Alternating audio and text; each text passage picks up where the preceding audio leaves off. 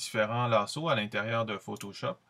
Donc, les lassos, c'est des outils que des fois, on néglige ou qu'on n'utilise pas parce qu'on se dit c'est trop simple, il y a des méthodes plus sophistiquées.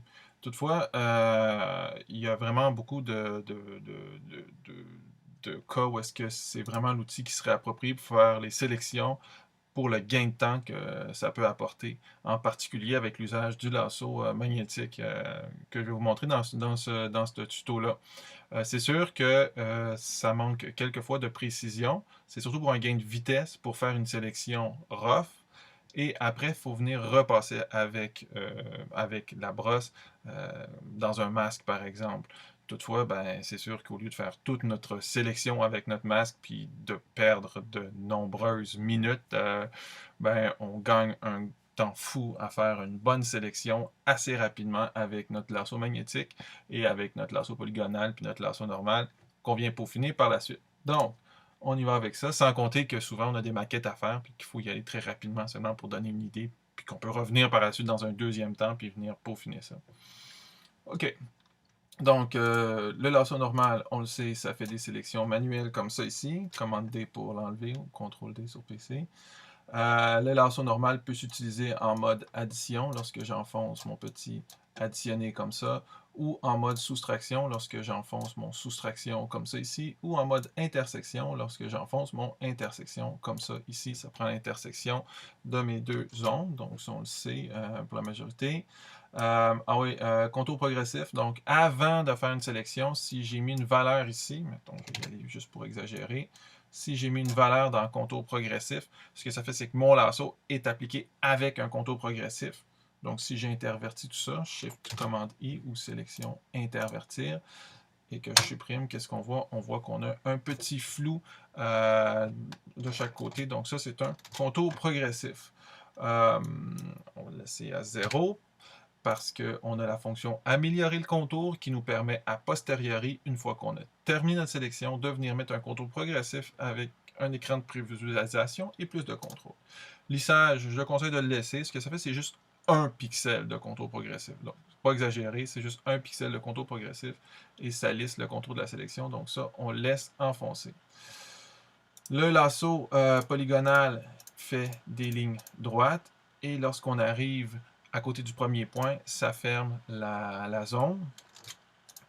On peut aussi juste double-cliquer et ça vient fermer la zone.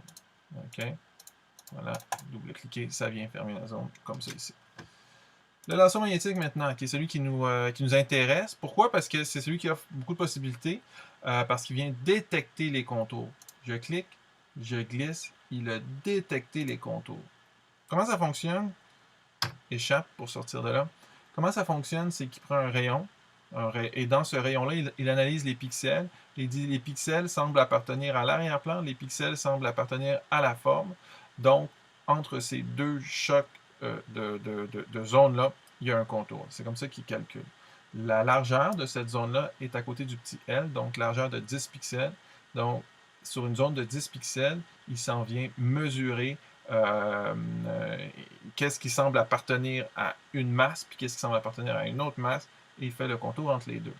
Le contraste, c'est parce qu'il fait lui aussi, un petit peu comme la baguette magique, il fait un calcul des pixels, puis de leur valeur tonale, et ça l'aide à fixer le contour. Donc, si mon contraste est très petit, ça va être plus précis. Si mon contraste est très grand, ça va être moins précis. Donc, je vais le laisser à la valeur par défaut dans le cas présent parce qu'il est relativement petit. Mais je ne veux pas qu'il y ait un trop gros contraste parce que tout est pas mal semblable ici, c'est tout du vert. La fréquence, c'est le nombre de petits points qu'il vient mettre comme ça ici sur les contours. Donc, des petits points d'ancrage comme ça. Plus que cette valeur-là est élevée, plus il va aller mettre de ces petits points-là. Ça, il ne faut pas exagérer. Voilà, plus il va aller mettre de ces petits points-là. Donc, plus ma sélection risque d'être, moins elle risque d'être lisse, si on veut. Plus elle va adhérer, moins elle va être lisse. Hein. Par exemple, si ici j'en ai seulement 10, ma sélection met moins de points. Par contre, entre les points, c'est très très lisse. OK? Voyez-vous? D'accord? Donc, on va essayer de tenir ça le plus bas possible, si on peut, pour ne pas avoir de petites coches dans notre sélection. Ça, c'est la sensibilité à la tablette graphique. Et puis, améliorer le contour, ben, on va le voir tantôt. Donc, une fois que j'ai fixé tout ça, je pars avec mon lasso magnétique. Et, wow, qu'est-ce qu'on voit? C'est que ça vient coller automatiquement, ça détecte les contours de la forme. Donc, c'est magique. Je peux zoomer avec mon petit barre d'espacement et commande. Lorsque, comme par exemple ici, là, j'ai fait trop de petits points, j'étais un petit peu trop vite. Lorsque je clique, parce que peut-être qu'il va passer tout droit, il a passé tout droit. OK? Si je veux forcer un point, ce que je vais faire, c'est que je vais juste cliquer. Alors là, Photoshop comprend que je veux forcer un point. Il y a un creux. Il ne fait pas exactement ce que je veux dans ce creux-là. Regardez, je vais enfoncer la touche Alt, je vais cliquer et je vais glisser. Donc, maintiens mon cliquer-glisser.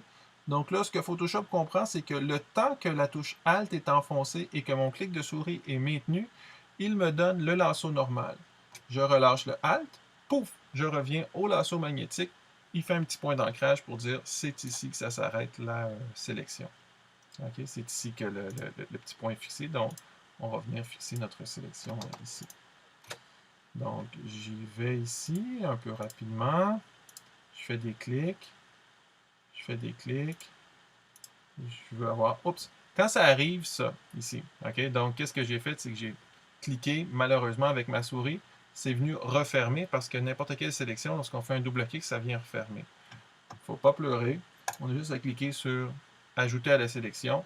Et c'est pas plus grave que ça. Ce qu'on fait, c'est que notre sélection est conservée, mais on nous permet de repartir un petit peu plus bas ici. Et tout ce que je vais faire va être tout simplement additionné à ma sélection ici. Donc, je vois ici qu'il n'est pas précis, donc j'y vais avec Alt pour avoir mon lasso normal. J'ai une petite ligne droite ici. OK? Peut-être pas celle-là. Mettons, j'ai une petite ligne droite ici. Qu'est-ce que je fais? C'est tout simplement qu'en enfonçant Alt, puis en faisant un clic, qu'est-ce que je fais? C'est que tant que le Alt est enfoncé, j'ai mon lasso polygonal, le lasso polygonal, qui me permet de faire des lignes droites. Alors, je lâche le Alt, j'ai encore mon lasso polygonal. Je dois vraiment faire un clic pour revenir à mon lasso magnétique. Je vais le reprendre tout de suite.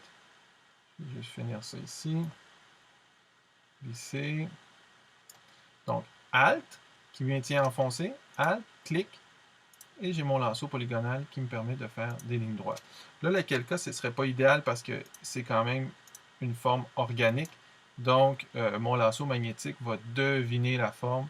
Alors, j'aurais mieux été avec mon lasso magnétique, mais c'était seulement pour vous illustrer le fait qu'on peut passer d'un seul clic au lasso polygonal. Donc, on voit que ça adhère assez bien et que ça vient travailler sur la forme. Des fois, il faut juste reculer, revenir, zoomer pour indiquer à Photoshop où est-ce qu'on veut aller. Un petit Alt de temps en temps dans les zones qui sont plus difficiles. OK, voilà.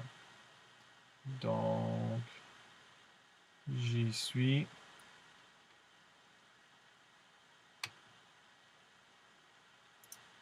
J'arrive près de mon point de où est-ce que je veux aller fermer tout ça.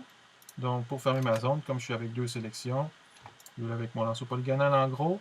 Et lorsque je reviens à mon point de départ, j'ai un petit rond qui me dit, ici, la sélection, elle est terminée. Donc, j'ai ma sélection qui est active. J'ai mes petites fourmis qui marchent. Donc, ce qui veut me dire qu'en ce moment, Photoshop a compris que c'est ce qui est isolé, ce qui est à l'intérieur de la sélection. Pour pouvoir travailler peut-être un peu plus sur ma sélection, donc, comme je le disais, je vais peser sur « Améliorer le contour ». Et là, dans « Améliorer le contour », je vais voir ce que ma sélection me donne, OK, au final. Cette fonction-là, « Améliorer le contour », elle est vraiment utile. Il faut apprendre à l'utiliser parce que ça fait tout un paquet de trucs. Ça va plus vite, ça améliore les sélections. Dans « Affichage », on peut dire je veux avoir de la rubylite, je veux avoir du noir, je veux avoir mon cadre de sélection actif, donc vraiment voir la sélection. Bon, les autres, c'est un petit peu évident. Sur Calque, c'est peut-être le plus intéressant, c'est que sur Calque, ce que ça fait, c'est que ça nous donne une prévisualisation de ce que ça va donner lorsque ma sélection sera appliquée. C'est généralement ce qu'on veut. On veut voir ce que ça va donner une fois que ça va être supprimé. Donc sur Calque, qu'est-ce que je constate? Je vois que ma sélection est mise. C'est peut-être un peu raide sur les côtés. Alors je peux aller mettre un petit peu de contour progressif. Donc comme je vous disais que je peux en mettre a posteriori, après avoir fait ma sélection, c'est ici, donc si je voudrais exagérer, voilà, je mets beaucoup de contours progressifs. Mais pour aller mettre juste un tout petit contour progressif, là, par la suite, je passe dans le contour progressif et ça y est, ma sélection est appliquée. On pourrait passer les autres paramètres aussi, tant qu'à y être, à l'intérieur du panneau, améliorer le contour. Lissage, ce que c'est que ça va rendre ma sélection plus lisse. Donc, par exemple, s'il y a des petites dents de scie dans ma sélection, si ma main tremblait un peu ou si mon lasso a fait des petites coches, donc lissage, je vais venir lisser, regardez, je vais lisser à l'extrême, ça devient plus rond. Tout devient plus rond lorsque c'est lissé. Okay? Donc, ça élimine des fois les petites coches qu'il pourrait y avoir dans ma sélection. Contour progressif, on l'a vu. Contraste, ce que ça fait, c'est que ça vient peaufiner ma sélection en fonction des contrastes qu'il pourrait y avoir entre arrière-plan, avant-plan, donc forme sélectionnée et forme de l'arrière-plan. Là, ça ne fait pas grand-chose parce que mon arrière-plan il est très vert, comme ma feuille. Donc, c'est pas sur le contraste que je vais jouer, mais des fois, quand les zones sont assez bien délimitées, c'est ce qui vient jouer. Décalage du contour, je l'augmente, ma sélection devient plus grande, donc c'est notre fameux expand, là, notre fameux augmenter la sélection. Et si je m'en vais au contraire, minimiser, donc ça vient moins 38%, donc ma sélection devient un petit peu plus petite. Donc des fois, on le sait qu'on en a mis un petit peu trop à l'extérieur, vient décaler, ça rentre à l'intérieur, ça élimine les erreurs que j'aurais pu faire en prenant trop à l'extérieur. OK? Donc, un petit peu de contour progressif. Voilà, avec ça ici.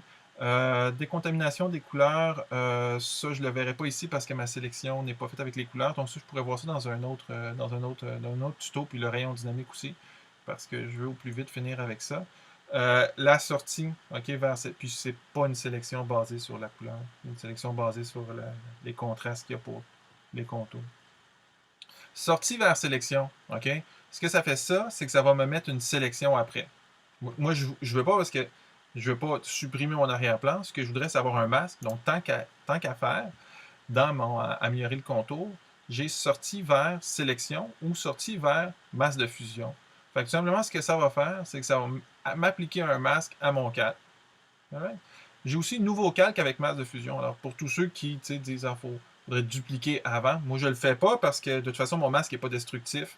Mais si vous dites, faut dupliquer notre calque avant de faire la sélection, bon, ça fait pas mal. On peut faire un nouveau calque avec masse de fusion. Il va faire un nouveau calque. Il va laisser mon original intact. Fantastique. Nouveau document. Alors, ça fait carrément un nouveau document avec notre sélection. Nouveau document avec masse de fusion. Vous aurez compris. Donc, moi, j'y vais avec masse de fusion. Et ce que ça va faire, c'est que lorsque je vais cliquer sur OK, dans mes calques ici, qu'est-ce qui est arrivé? C'est qu'on a un masque qui a été appliqué avec notre sélection et nos paramètres d'améliorer le contour à l'aide de notre sélection. Ce masque-là, on peut zoomer dessus, hein, n'est-ce pas? Puis on peut prendre notre petite brosse. Alors, je vais me prendre une petite brosse, admettons, pas trop dure, pas trop molle, ici, pour venir peaufiner mon masque. Lorsque je vais appuyer sur la touche D, ça va me mettre vraiment le noir et blanc par défaut de Photoshop. Et je vais pouvoir venir ajouter du masque. Oups, ma brosse est avec une opacité. Je vais pouvoir ici enlever du masque ou en rajouter en interchangeant le blanc et noir. Le raccourci clavier pour ça, c'est X. Hein, ça me permet d'avoir du noir et du blanc. Et là, je peux venir peaufiner ma sélection, travailler sur mes contours ici, pour venir travailler ma forme telle que je la veux. J'avais une petite affaire disgracieuse ici, là, que je voulais enlever pour faire comme un concept de cœur. Donc, j'aime le vert, j'aime la nature. Donc, on comprend la pétante. Ici, peut-être une petite brosse pour aller enlever mon petit truc ici. Voilà, ici, j'y vais, j'avais quelque chose ici qui est peut-être malheureux avec ça ici. Voilà. On aura compris le petit truc. Alors, on peut ajouter du masque, enlever du masque par la suite. Puis ce qui est bien, c'est que c'est pas destructif. Lorsque je pèse majuscule sur mon masque, je vois qu'est-ce que ça donnerait sans masque. Donc, on voit que j'ai pas touché à mon image, j'ai pas détruit mon image. J'ai tout simplement appliqué un masque avec le lasso magnétique. Donc, ça y est, c'est terminé pour ça. Vous pouvez par la suite enregistrer votre document, aplatir les calques dans une copie, etc., etc.